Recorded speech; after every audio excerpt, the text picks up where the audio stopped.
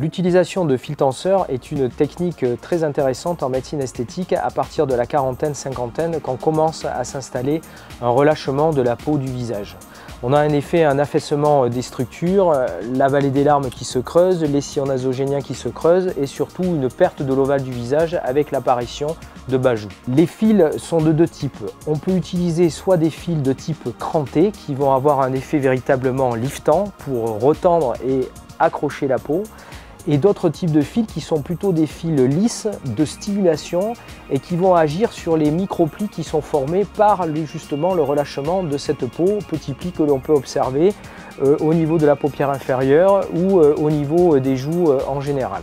Les fils que j'utilise sont d'une totale sécurité et innocuité d'emploi puisque ce sont des fils qui sont totalement résorbables. Ce sont les fils qui sont utilisés en chirurgie classique et qui se dégradent en eau et en gaz carbonique. De ce fait, on n'a pas de problème de rejet, d'infection ou d'inflammation liés à la présence de ces fils comme des corps étrangers. Le fil se dégrade entre 2 et 6 mois et dès son introduction, il va stimuler les fibroblastes qui vont venir entourer le fil et commencer à fabriquer du collagène qui va se substituer à ce fil. Donc vous allez créer vos propres fils de collagène.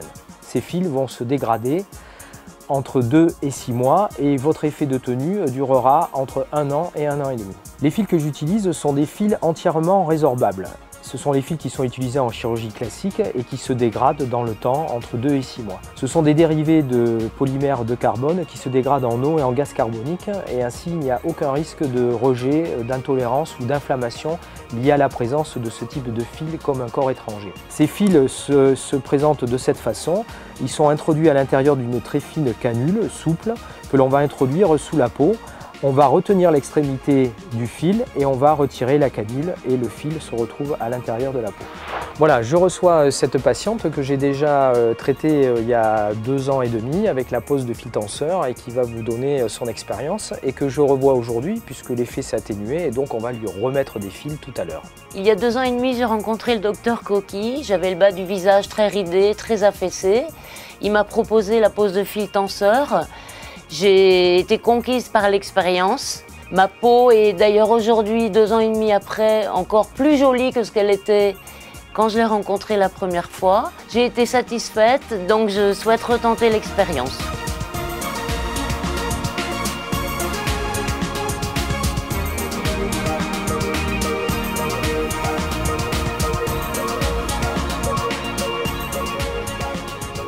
Là, j'ai anesthésié le point d'entrée de la petite canule et on va anesthésier le trajet du fil pour que ce soit totalement confortable.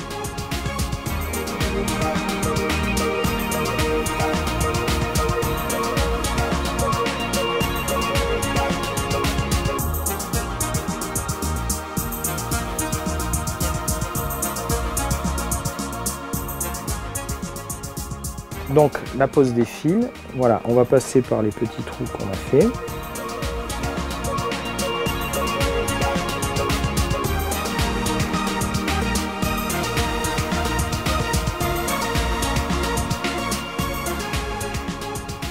Voilà, donc maintenant on va tracter et cranter les fils. Donc on va appuyer le long du trajet et bien imprimer les fils. Alors on attaque le 4e fil cranté.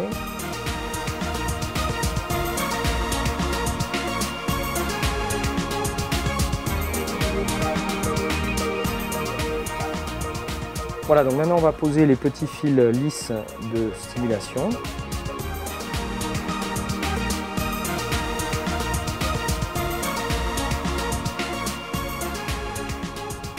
Donc on voit que la pommette elle a été liftée, l'ovale a été tiré et on voit que la partie de la joue là a commencé à se déplisser. Alors ça c'est lié au petit œdème parce qu'on a passé des aiguilles donc ça gonfle un peu, mais ça préfigure le résultat qu'on aura à terme dans 1 mois quand vous allez fabriquer du collagène autour de ces petits fils lisses de stimulation. À l'effet de traction, on l'a, voilà.